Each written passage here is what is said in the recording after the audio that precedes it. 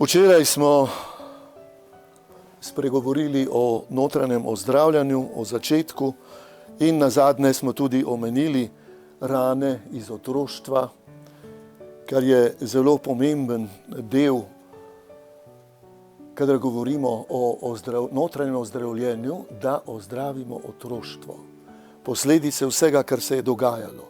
Včeraj smo govorili o raznih ranah zaradi napačnega odnosa do nas, ko smo bili otroci, strani staršev in drugih. Danes bi še posebej omenil prekletstva, ki so jih napravili proti nam ali starši ali kdo drug. Najprej, kar je najpomembneje, starši, namreč nekateri so dobesedno preklinjali svoje otroke.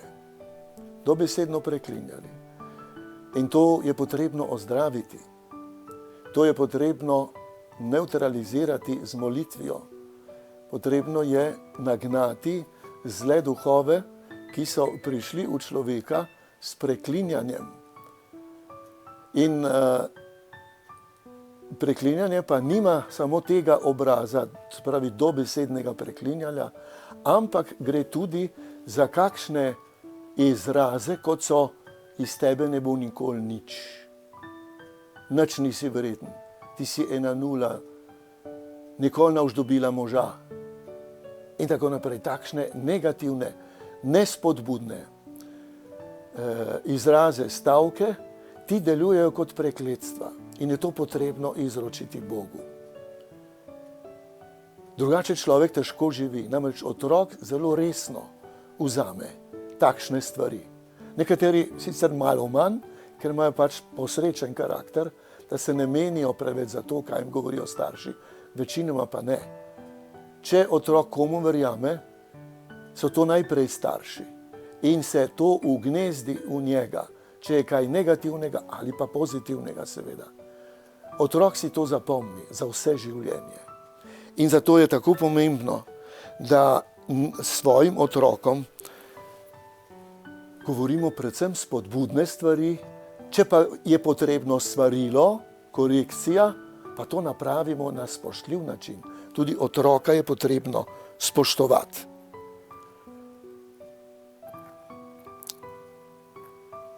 To se stalno lahko ponavlja. Nekateri so, ne da bi bili hudobni, ampak kar izgubijo živce in govorijo takšne stvari, ki pa otroka zelo prizadenajo, tudi če ne pokaže.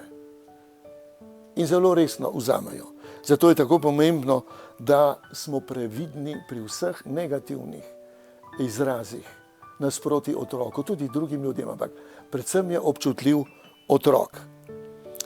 Naslednja stvar, ki potrebuje notranje ozdravljanje, so razne travme, šoki, ki smo jih doživeli, tudi kasneje, ne samo v otroštvu, recimo ločitev zakona, pa razne travme v zvezi z zaposlenostjo, službo, pa razne negativne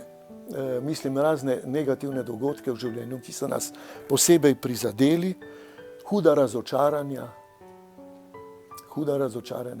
recimo prva nesrečna zaljubljenost je lahko hudo za nekoga, hudo razočaranje in huda obremenitev.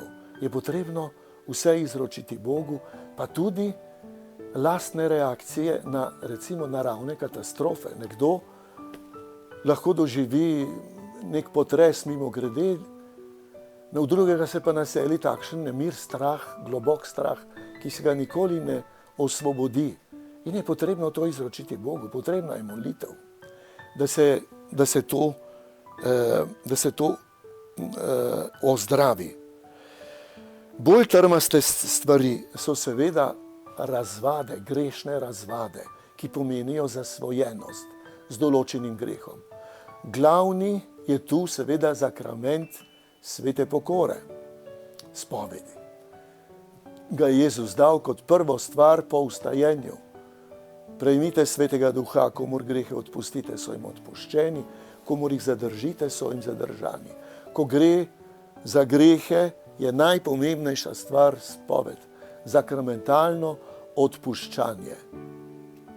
Ampak včasih je pa potrebna še posebna molitev, Jezus je ukazal, tudi molitev izganjanja. Lahko je to službeni eksorcizem cerkve, ki pa je potreben samo včasih, sicer pa molitev za osvobajanje, za ozdravljanje. Velikokrat človek, ki je recimo zasvojen s pijačo, klasika, se ne bo kar tako osvobodil. Potrebna je molitev za osvobajanje in včasih ali pa velikokrat tudi kakšna komuna, pač ozdravljanje s posebnim programom. Potrebna je tudi pomoč, ko gre za druge zasvojenosti ali z drogami ali recimo hazardom, to je ena najhujših stvari. Vse zasvojenosti so trmaste in je potrebno več molitev. Človek se mora zavedati, da je pač navada železna srajca, slaba navada pa še posebej. Dobrih navad se hitro znebimo, ampak slabih pa ne tako lahko, zato ker jih podpihuje zli duh in nas ne pusti kar tako, njega je treba nagnati. Zato je potrebna molitev za osvobajanje, je v bistvu oblika izganjanja. Potrebno je nagnati zle duhove, ki se vežejo na negativnosti, na naše zasvojenosti. Ampak najprej je pa pri grehih, tudi pri ponavljajočih se grehih potrebna spoved, iskreno priznanje tega greha. Ne da si lažeš, saj nisem zasvojen, se lahko neham kadarkoli. Ne, potrebno je iskreno priznati, ja, imam to razvado, Bog, pomagaj mi.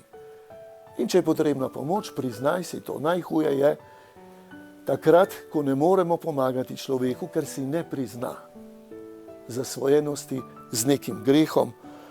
In to je lahko seveda karkoli, katerikoli greh je zasvojitven. Hudi so tudi grehi in zasvojenost z New Age'em, ezoteriko.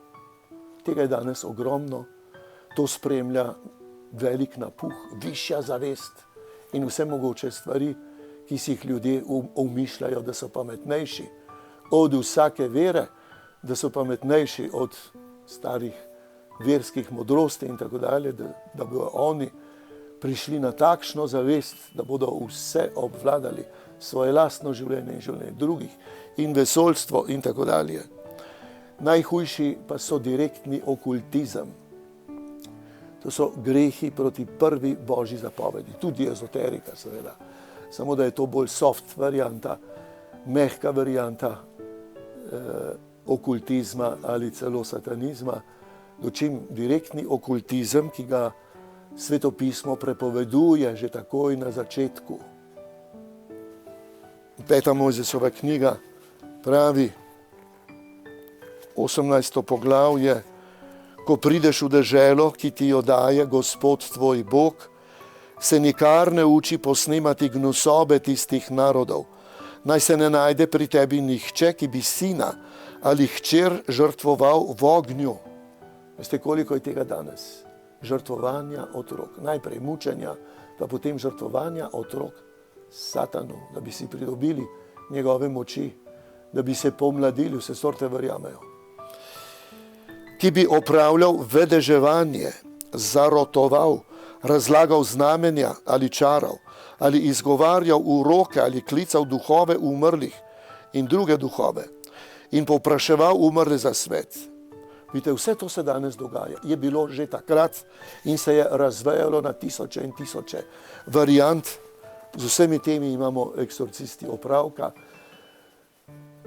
Velikokrat bolj z žrtvami magije, recimo žrtve magije, pridejo k meni, tisti, ki delajo magijo, ne najdejo poti do duhovnika eksorcista.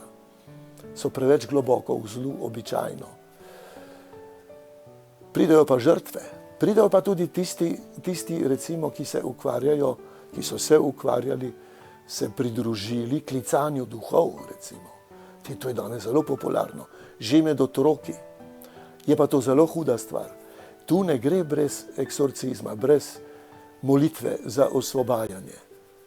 Velikokrat je pa tudi potreben pravi uradni eksorcizem cerkve za te stvari okultizma.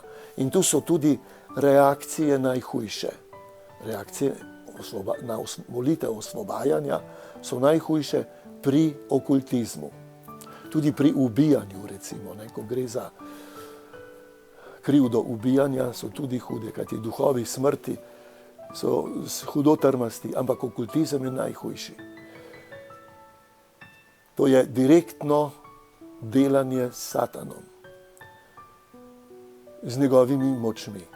Tu je on in človek, ki se tu spusti na to raven, njega je težko osvoboditi. In reakcije, kot že rečeno, so izredno hude, to razna tuljenja in bolečine v človeku in tudi agresivnost do nas, ki molimo. Včasih je treba takšne ljudi zvezati, to pogosto jih je potrebno zvezati na kakor psihiatrični stol, ker so nevarni zase, tudi sam lahko kar udari z glavo. Je potrebno biti previden.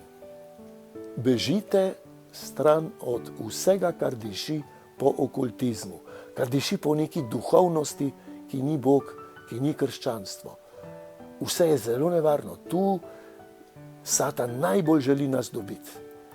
V tisto, kar je proti prvi Božji zapovedi, ne imej drugih bogov. Veruj v enega Boga, ne imej drugih praks. Naj bo to dovolj za danes.